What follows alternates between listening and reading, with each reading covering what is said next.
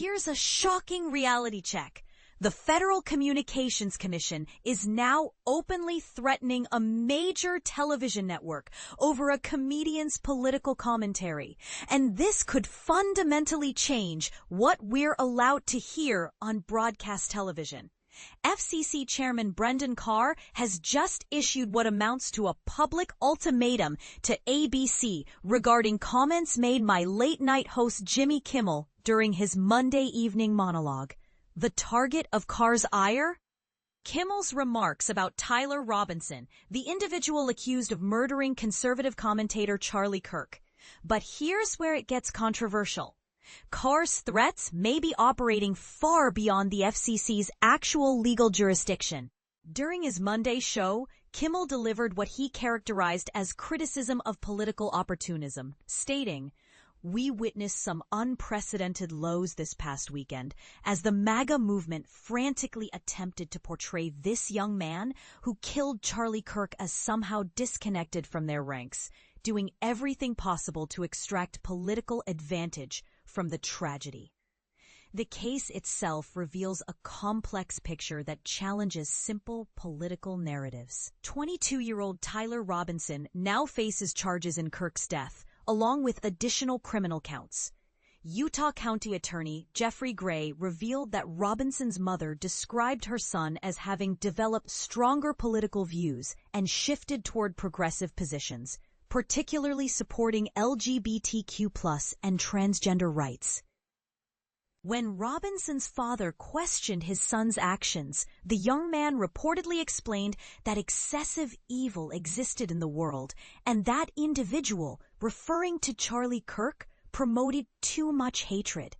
And this is the part most people miss. The suspect's background doesn't fit neatly into anyone's preferred political box.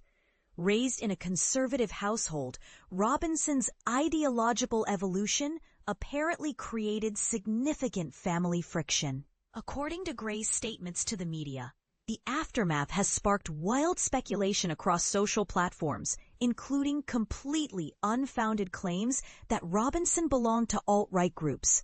These theories lack any factual foundation, yet they've spread rapidly through various online echo chambers.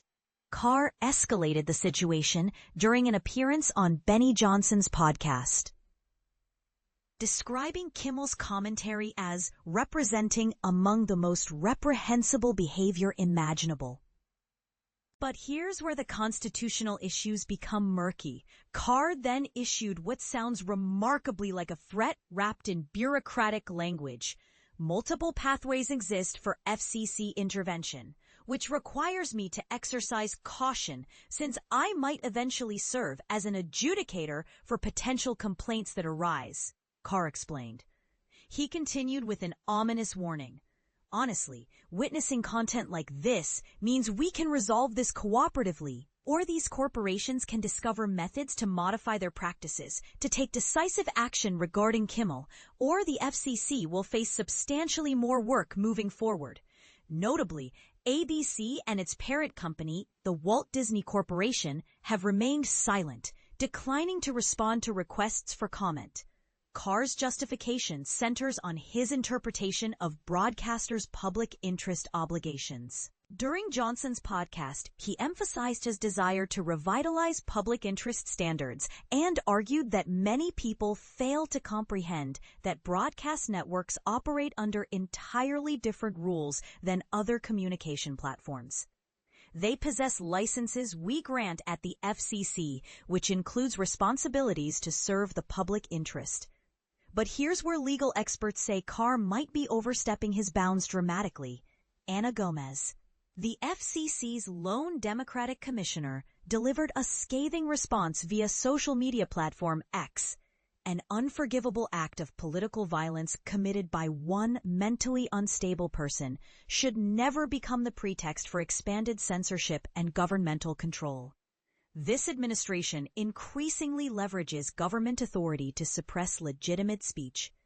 They're doing this not because the speech promotes violence or violates laws, but because it questions those holding power or expresses opposing viewpoints. We must resist every effort to silence disagreement, punish satirists and government critics, and undermine individual freedoms.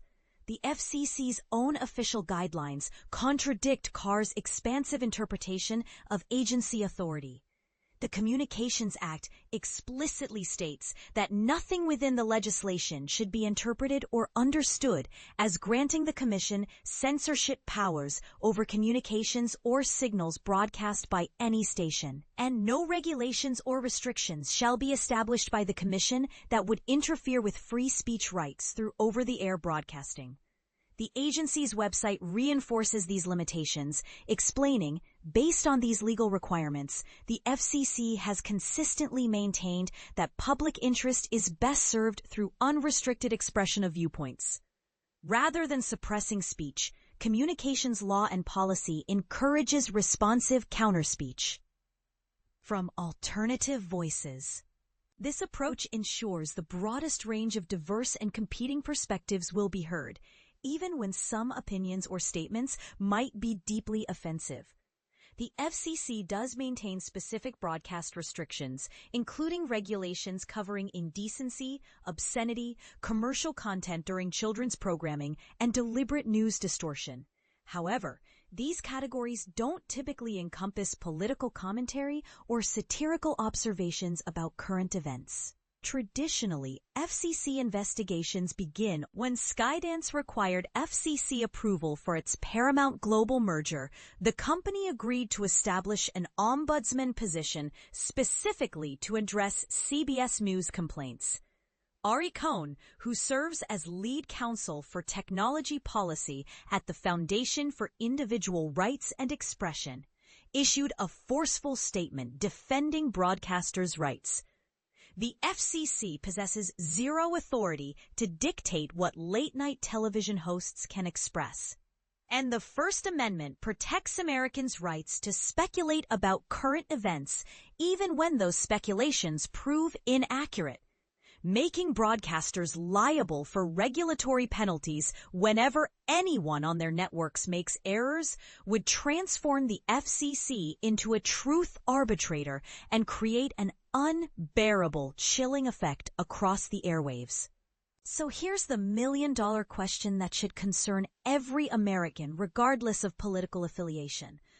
Are we witnessing the beginning of unprecedented government overreach into broadcast content, or is this simply political theater designed to intimidate media critics?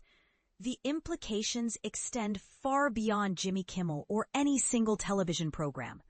If the FCC can threaten networks over political commentary that government officials find objectionable, what prevents future administrations from using similar tactics against any broadcaster whose content challenges official narratives?